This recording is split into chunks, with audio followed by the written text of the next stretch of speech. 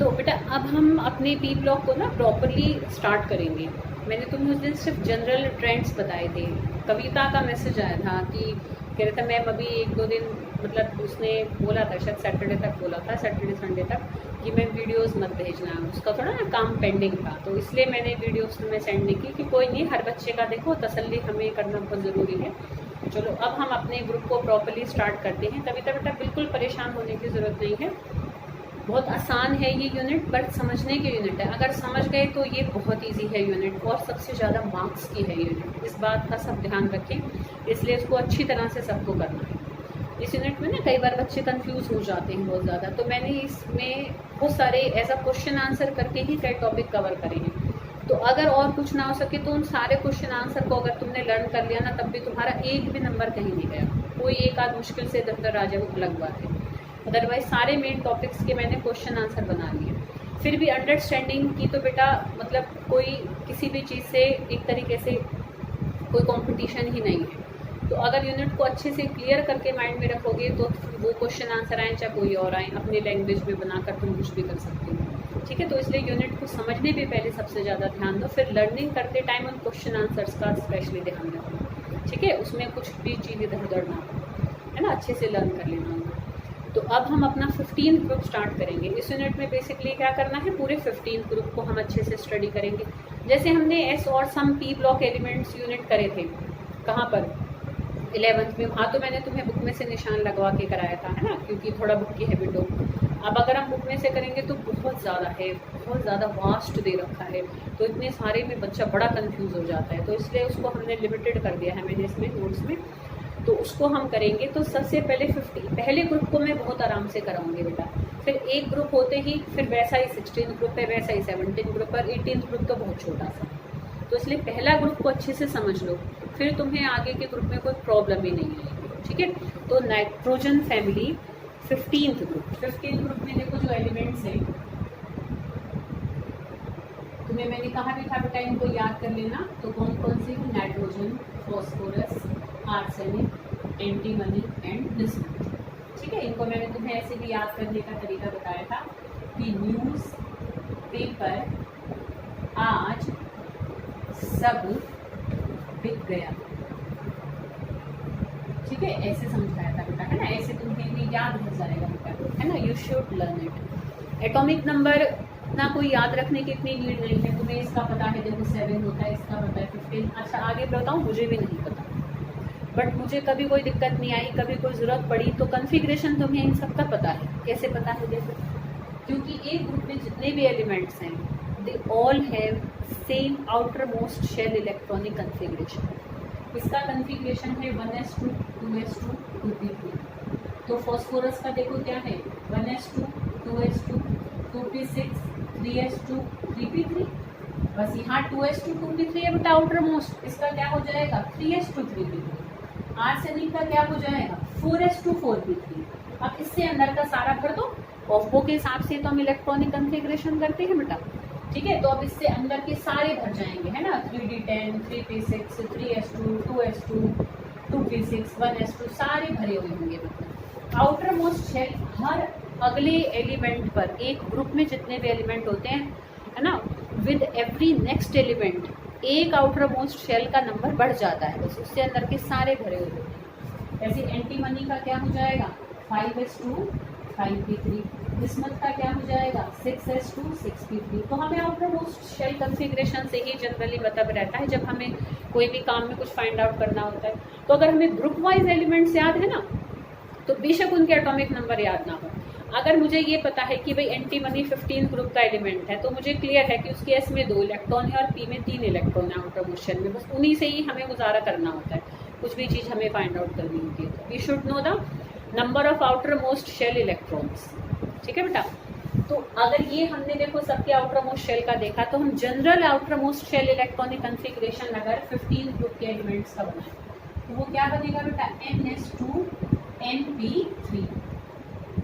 सबके outer most shell के S में कितने हैं 2 इलेक्ट्रॉन है, पी में कितने हैं 3 इलेक्ट्रॉन है। तो हमें आउटर मोस्ट शेल के इलेक्ट्रॉन्स का नंबर पता होना चाहिए। तो this is its general valence shell electronic configuration. ठीक है, 15th ग्रुप का। This is general valence shell electronic configuration of 15 group elements and 15 group elements are called pnictogens. इनका एक जनरल नाम भी है, 11th में भी बताया करता है। इनका एक जनरल नाम क्या होता है? निकोजेंस। इसमें पी साइलेंट, ठीक है। निकोजेंस मतलब बेसिकली उसका मतलब एक लैंग्वेज में हमारा होता है कि सफोकेटिंग गैसेस, मतलब ऐसी गैसेस जो घुटन पैदा कर दें। तो इस ग्रुप के एलिमेंट्स जनरली ऐसे गैसेस बनाते हैं, जैसे नाइट्रोजन से अमोनिया बनती है, पी से फॉस्फोरस से फॉस्फीन बनती है। तो अमोनिया की बोतल को तुम खोलकर अगर इसे सीधा डायरेक्ट सूंघने बैठे ना बेटा, बुरी तरह से छींक और ऐसे हो जाएगा जैसे पता नहीं नाक में किसी ने क्या डाल दिया, बहुत दिक्कत हो जाती है ना। मैंने भी कर रखा है, मतलब ऐसे नहीं किया था जस्ट, तो इसलिए मतलब नाइट्रोजन के तो टेस्ट भी बड़े आसान होते हैं कि जब हम कभी उनको फाइंड आउट करते हैं तो मतलब अमोनिया की स्मेल ही अलग होती है, जो एक बार सूंघ ले फिर भूलेगा नहीं उसको। तो बॉटल खोल के ऐसे हल्की सी ऐसे सूंघोगे ना, सुंघाऊंगी तुम्हें, है ना, उसकी मैं कैरेक्टरिस्टिक स्मेल तुम्हें पहचान करवा दूंगी। तो मतलब इनकी जो गैसेस होती है ज़्यादा देर अगर उसके कांटेक्ट में रहे तो चक्कर आने लग जाएंगे, बेचैनी सी हो जाती है, घुटन महसूस होती है बहुत ज़्यादा।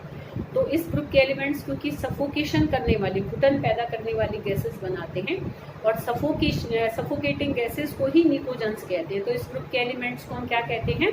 निकोजेंस कहते हैं, because the elements of this group form suffocating gases, ठीक है। That's why they are called pnicogens, ठीक है। तो ये हमने जनरल इसके बारे में देखा। फिर हम इनकी अकरेंस देखते हैं कि भाई ये हमें कहाँ कहाँ मिल रहे हैं। तो जैसे फॉस्फोरस तो हमें एक तरीके से हड्डियों में भी मिलता है, दांतों में भी रहता है एज कैल्शियम फॉस्फेट, ठीक है। नाइट्रोजन एटमॉस्फेयर में तुम्हें पता है एयर में सबसे ज़्यादा परसेंटेज 78% नाइट्रोजन ही होता है।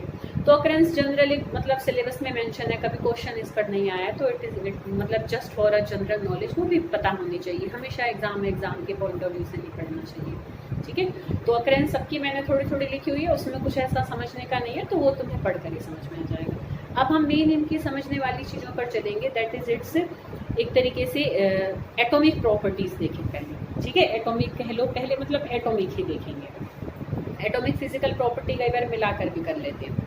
तो चलो पहले एटॉमिक प्रॉपर्टी कौन सी आती है? जो एटम से रिलेटेड हैं, जैसे कि साइज हो गया, आयोनाइजेशन एनर्जी हो गई, इलेक्ट्रॉन नेगेटिविटी हो गई, इलेक्ट्रॉन गेन एंड हेल्प हो गई।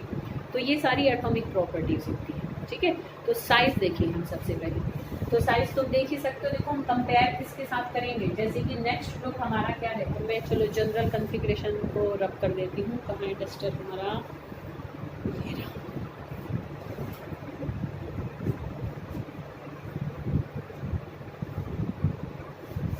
देखो जैसे हम है ना, मतलब एक तरीके से हम आसपास के ग्रुप से कंपेयर करें उसको, तो ये हमारे 15 ग्रुप के हैं। 16 ग्रुप तुम नेक्स्ट करोगे तो उसी को ही हम ले लेते हैं, ऑक्सीजन, सल्फर, सेलेनियम, टेलुरियम, पोलो। तो जब हम पीरियोडिक टेबल में ऐसे इधर चलते हैं तो साइज छोटा होता चला जाता है, ठीक है। तो इनका साइज इनसे कैसा है, थोड़ा सा बड़ा होता है, पर अपने पहले ग्रुप से कैसा होगा, छोटा होगा, है ना, सिंपल। क्यों? क्योंकि जैसे जैसे हम, ये तुम्हें जनरल बताया गया था इसलिए मैंने वो जनरल बताया था, ताकि हमें बारी बारी रिपीट ना करना पड़े। क्योंकि जैसे जैसे हम इधर चलते हैं इलेक्ट्रॉन और प्रोटॉन का नंबर सेम जगह पर रहते हुए बढ़ता है, तो अट्रैक्शंस बढ़ते हैं, तो साइज छोटा होता चला जाता है, ठीक है। तो they are smaller than 13 group elements but and 14 group elements, but they are, हाँ ठीक है, but they are larger than 16 group elements, ठीक है। क्योंकि ऐसे चलेंगे तो साइज छोटा होगा, तो इनसे तो ये थोड़े बड़े होते हैं पर अपने पीछे वालों से छोटे होते हैं, ठीक है, सिंपल।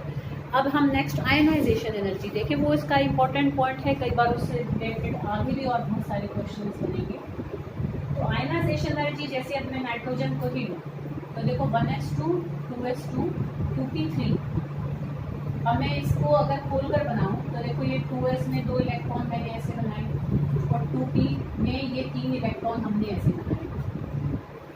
तो तुम देख सकते हो दे all have exactly half filled configuration. ध्यान करो, क्रोमियम और कॉपर का एक्सेप्शनल कॉन्फ़िगरेशन तुम्हें 11th में समझाया था। आते आते मुझे लगता है शायद जब हम आए थे तो स्टार्टिंग में शायद सबसे पहले तुम्हें मैंने वही टॉपिक कराया था। तो वहाँ तुम्हें समझाया था बेटा कि जो एग्जैक्टली हाफ फिल्ड और जो फुलफिल्ड कॉन्फ़िगरेशंस होते हैं they are always extra stable. इनका तो रूल के हिसाब से ही क्या है, इनको एक एग्जैक्टली हाफ फिल्ड कॉन्फ़िगरेशन मिल रहा है। तो they are very much stable elements according to their electronic configuration. तो इतनी आसानी से अपना इलेक्ट्रॉन ये नहीं जाने देंगे। तो इनकी जो फर्स्ट आयनाइजेशन एनर्जी मतलब पहला इलेक्ट्रॉन इनमें से निकालना महाभारत, समझ रहे हो। देखो इससे नेक्स्ट हमारा क्या है, ऑक्सीजन है, जबकि ऑक्सीजन का साइज छोटा है इससे। ऐसा क्वेश्चन तुम्हें 11th में भी करा है, ठीक है, कि ऑक्सीजन का कॉन्फ़िगरेशन देखो क्या है, 1s2 2s2 2p4 है ना। pp का इसका अगर मैं खाली बना दूं तो देखो इसके p में इस तरीके से, ये तो एग्जैक्टली हाफ फिल्ड नहीं है, ठीक है।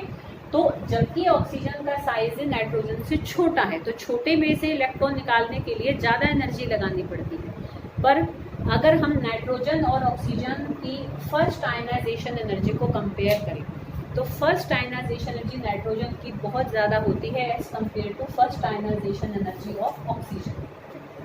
क्यों?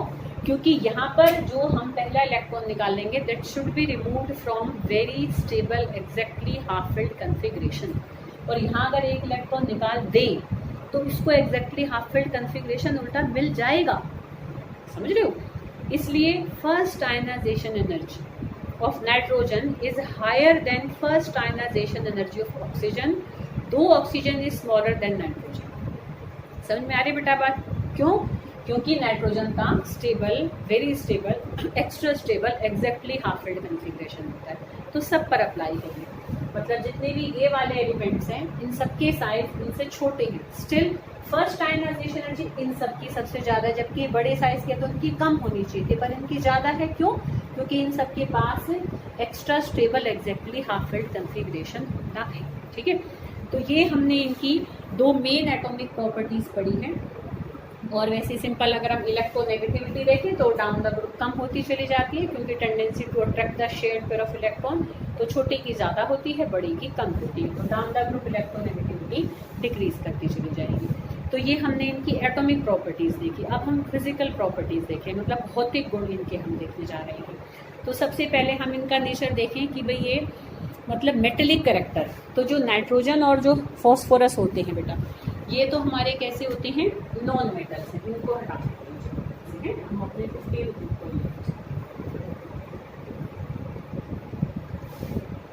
चलो ये सब भी हटा दूँ, फालतू की करनी ना रखें यहाँ पर, फालतू की ये भी करनी है, मतलब अभी हम अपने कंसर्न टॉपिक से रिलेटेड करें।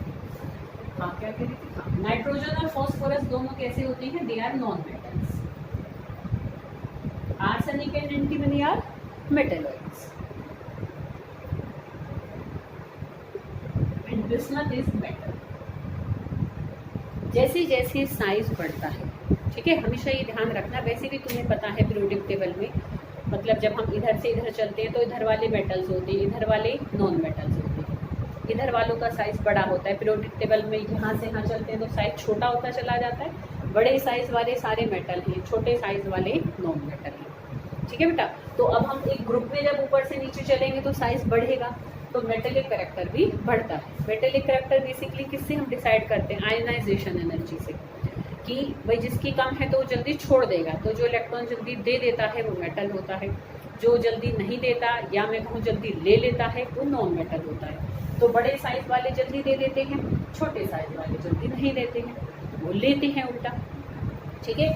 तो क्योंकि इनका साइज, सिंपल रीजन कि as the size increases down the group so metallic character increases down the group, ठीक है, क्लियर। ऐसे सिंपल रीजन को ध्यान में रखते हुए हमें प्रॉपर्टी का ध्यान रखना है। नेक्स्ट इसकी जो फिजिकल प्रॉपर्टी है वो मेल्टिंग पॉइंट और बॉइलिंग पॉइंट है। तो वो भी मतलब उसमें देखो हम कहीं की वजह से कई बार मेल्टिंग पॉइंट बॉइलिंग पॉइंट में ना जनरल ट्रेंड भी नहीं होता है, क्योंकि मेल्टिंग पॉइंट कई बार लैटिस के स्ट्रक्चर पर भी डिपेंड करता है, ठीक है। अरे बेटा बात समझ में, पर हम जनरली देखें तो बॉइलिंग पॉइंट हमारा डाउन द ग्रुप बढ़ता चला जाएगा, क्योंकि मेटेलिक कैरेक्टर बढ़ रहा है, तो मेटेलिक बॉन्ड ज़्यादा स्ट्रॉन्ग होगी। ये तो फिर भी देखो नाइट्रोजन तो N2 की फॉर्म में मिल रहा है ना, तो इन दोनों को अलग करने में हमें इनके बीच में तो वैन डर वाल फोर्सेज हैं, खाली वीक फोर्सेज हैं, तो ये तो दोनों फटाफट से अलग हो जाएंगे। पर यहाँ बिस्मथ आपस में मेटेलिक बॉन्ड से बन रहे हैं, तो मेटेलिक बॉन्ड ज़्यादा स्ट्रॉन्ग है दैट ऑफ वैन डर वाल फोर्सेज। समझ में आ रही बेटा बात, ठीक है। तो मतलब ऐसे भी समझ सकती हो कि नॉन मेटल के कंपैरेटिवली मेटल्स का बॉइलिंग पॉइंट ज़्यादा होता है, तो जनरली इनका boiling point melting point down the group बढ़ता चला जाता है, ठीक है। नेक्स्ट हम इनकी देखें तो डेंसिटी भी देखें तो डाउन द ग्रुप, क्योंकि देखो इलेक्ट्रॉन प्रोटॉन का नंबर बढ़ रहा है तो मास बढ़ता चला जा रहा है, इसलिए डेंसिटी भी बढ़ती चली जाएगी। एलोट्रॉपी अगर हम देखें, एलोट्रॉपी क्या होती है, जैसे तुमने 10th में पढ़ा है, जैसे कार्बन के दो अपर रूप होते हैं, डायमंड और ग्रेफाइट, हीरा और ग्रेफाइट। तो कोई तत्व नेचर में एक से ज़्यादा रूपों में अगर मिलता है, एक से ज़्यादा तरीकों से हमें प्राप्त हो जाता है, जैसे हमने कार्बन को मैंने 11th में भी बताया था, है ना, और 10th में भी तुमने क्या होगा, तो कोई तत्व अगर एक से ज़्यादा रूप में हमें नेचर में मिलता है तो उस प्रॉपर्टी को हम एलोट्रॉपी कहते हैं। तो एक तो नाइट्रोजन एलोट्रॉपी बिल्कुल शो नहीं करता, उसका भी रीज़न है क्यों नहीं करता। बिस्मथ क्योंकि मेटल है तो इसलिए नहीं करेगा, है ना, मेटल तो मेटल के फॉर्म में ही मिलता है, कोई अलग अलग रूप नहीं करते। बट बाकी के जितने एलिमेंट्स हैं ये सब एलोट्रॉपी शो करते हैं, जिसको हम आगे देखेंगे। अब हम इसकी जो मेन चीज़ करने जा रहे हैं ना बेटा, केमिकल प्रॉपर्टीज़, मतलब ये होगी फिजिकल प्रॉपर्टीज़। अब केमिकल प्रॉपर्टीज़ में सबसे मेन जो प्रॉपर्टी है उसको हम सबसे पहले करें, that is their oxidation states. ठीक है, तो देखो वो क्या, इसको चलो बने ये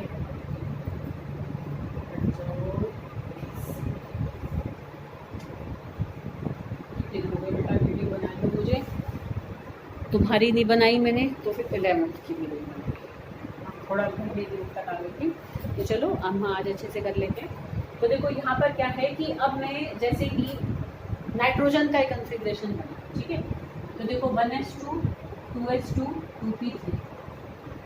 अब देखो बेटा ध्यान से देखो, ये ना 3 ऑक्सीडेशन स्टेट मेन शो करते हैं। अगर मैं इसका वैसे छोटा कॉन्फ़िगरेशन भी लिखूँ, देखो 2 5 बनेगा, जैसे तुमने 9th 10th में किया होगा। अब क्या होता है कि कोई भी तत्व किसी और, कोई भी एलिमेंट किसी और एलिमेंट से किस लिए बॉन्ड बना रहा है, for getting 8 electrons in their outermost shell, उसको अपने आखिरी शेल में 8 इलेक्ट्रॉन करने हैं। और अगर किसी के पास पहला ही शेल रहता है तो उसको उसमें 2 इलेक्ट्रॉन रखने हैं। ठीक है, मेन आखिरी शेल में 8 इलेक्ट्रॉन करने हैं। अब इनके आखिरी शेल में सबके हैं 5, तो 3 लेकर भी तो इनके 8 हो जाएंगे। तो जब ये 3 लेकर या अपनी तरफ 3 इलेक्ट्रॉन शिफ्ट कराकर जब बॉन्ड बनाएंगे तब ये ऑक्सीडेशन स्टेट शो करेंगे बेटा -3। समझ सकते हो बेटा बात को? ठीक है, कि देखो मतलब सिंपल क्या है कि ये मैंने देखो इनका ऐसे मैं खोलकर कॉन्फ़िगरेशन बनाऊँ, मतलब इसी ग्रुप में ये सारी बातें समझ लो, है ना, फिर आगे कोई दिक्कत नहीं आएगी। तो 3 इलेक्ट्रॉन अगर कहीं से ये ले रहे, देखो एक तो होता है कि पूरे पूरे ले लेती हूँ, पूरे पूरे ले लिए, डॉटेड का मतलब जो कहीं और से मतलब आए मान लो इनके पास। अब एक तो होता है पूरे ले लें, पूरे ले लेंगे तो ये आयनिक कंपाउंड बनाएंगे। जब कंप्लीट ट्रांसफर अगर हो गया, देखो -3 के अंदर भी देखो एक तरीके से 2 कैटेगरी बन जाएंगी। अगर पूरा इलेक्ट्रॉन किसी से ले लेंगे तब तो ये बना लेंगे आयनिक कंपाउंड। अब पूरा नहीं ले सकते मान लो, तो किसी और के 3 इलेक्ट्रॉन अपनी तरफ शेयर करा लेंगे। जैसे कि देखो फॉस्फोरस है, मान लो 3 हाइड्रोजन के साथ उसने बॉन्ड बनाए, ठीक है, तो ये दोनों ने अपने एक एक इलेक्ट्रॉन इन बॉन्डिंग में दिए, तो वो ज़्यादा इसकी तरफ शिफ्ट हो रहे हैं। हाइड्रोजन भी फॉस्फोरस के इलेक्ट्रॉन यूज कर रहा है ना, एक पोलर कोवेलेंट बॉन्ड बन रही, शेयरिंग है यहाँ पर। बट शेयरिंग कैसी है, इसके देखो 2 इलेक्ट्रॉन अपने ये एस वाले हैं और ये 3 इसके थे और 3 इसने हाइड्रोजन से दिए, तो हो गए इसके 8 पूरे। और यहाँ देखो हाइड्रोजन के भी हो गए। अब क्योंकि दोनों एक जैसे एलिमेंट तो है नहीं, जो छोटे साइज का होगा वो दूसरे पर हावी रहेगा, तो ये उसके इलेक्ट्रॉन को पूरा तो अपनी तरफ नहीं ले पा रहा, पर अपनी तरफ थोड़ा खींचेगा ज़्यादा, तो इस पर डेल्टा नेगेटिव चार्ज आएगा, इस पर डेल्टा पॉजिटिव आएगा। ठीक है, तो 3 इलेक्ट्रॉन खींचे तो 3 डेल्टा नेगेटिव आएगा, तो तब भी हम इसकी ऑक्सीडेशन स्टेट को -3 ही कहेंगे। पर क्योंकि शेयरिंग हो रही है, शेयरिंग टुवर्ड्स द फॉस्फोरस हो रही है, तब वो कैसा कंपाउंड बनेंगे, कोवेलेंट कंपाउंड्स बनेंगे। समझ में आ रही बात? मतलब जब ये 3 इलेक्ट्रॉन या तो पूरे लेकर या अपनी तरफ खींचकर जब बॉन्ड्स बनाएंगे, तब इनके ऊपर कौन सी ऑक्सीडेशन स्टेट आएगी, -3। ठीक है, आई बेटा बात समझ? अच्छा, अब 3 इलेक्ट्रॉन ही ये किसी से शेयर कर रहे हैं, पर वो 3 इलेक्ट्रॉन इनसे कोई ज्यादा खींच रहा है। जैसे मान लो फॉस्फोरस बनाए फ्लोरीन के साथ, मान लो 3,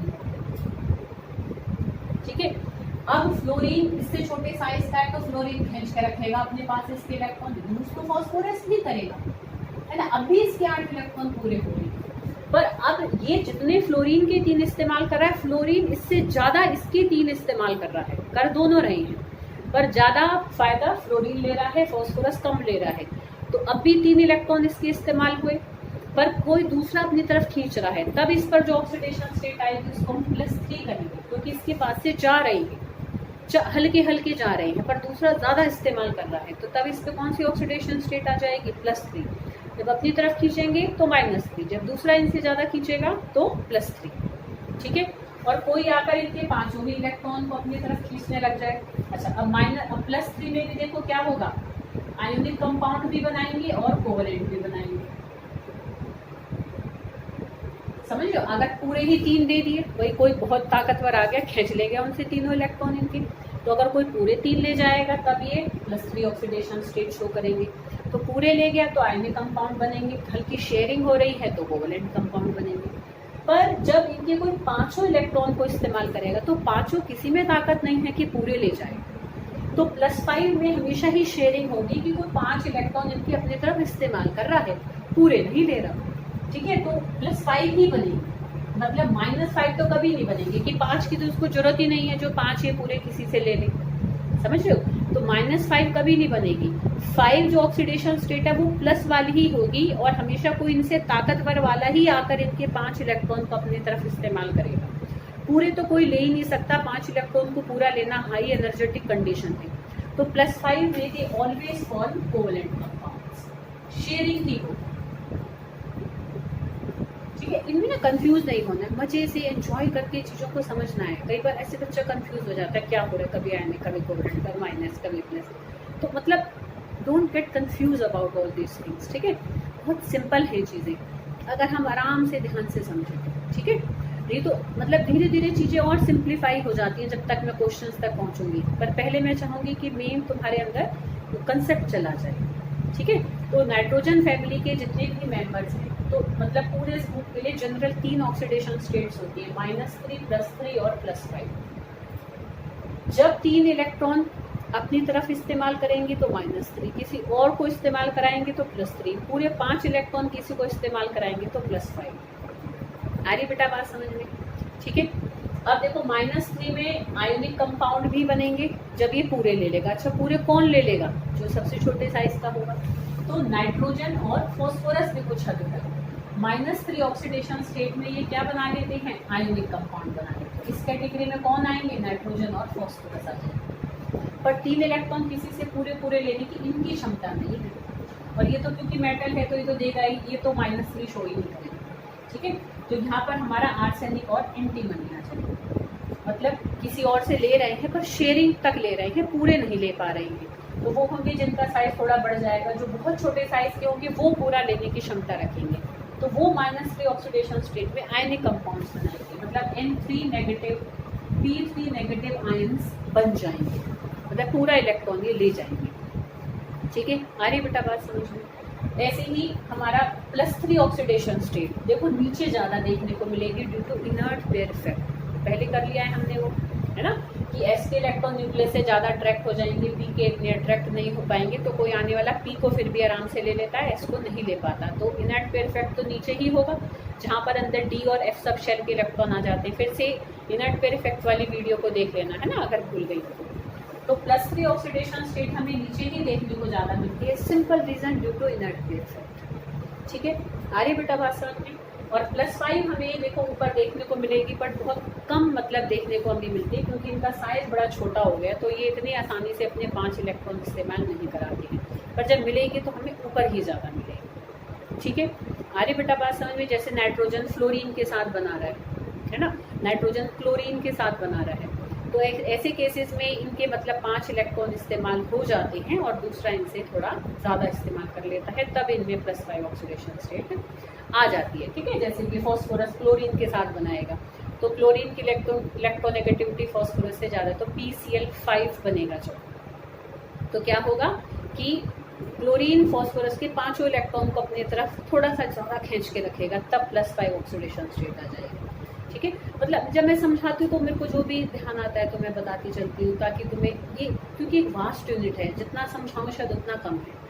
ठीक है, तो जितनी क्लियर हो उतनी अच्छी बात है ना, नहीं तो जितना हमारे नोट्स में है क्वेश्चन आंसर है वहाँ तक भी करोगे तो भी सफिशिएंट है। कोई दिक्कत हो तो पूछ सकते हो, स्कूल भी आके बेटा डिस्कस कर सकते हो। ठीक है, 1-1, 2-2 आ सकते हो। आई बेटा बात समझ में? तो ये हमने इनकी ऑक्सीडेशन स्टेट्स को देखा कि जनरल ऑक्सीडेशन स्टेट इनकी कौन सी है, -3 है, +3 है और +5 है। ठीक है, आ रही बेटा बात समझ में। उसमें इस तरीके से आयनिक और कोवलेंट कंपाउंड्स बनाएंगे। बड़े वीडियो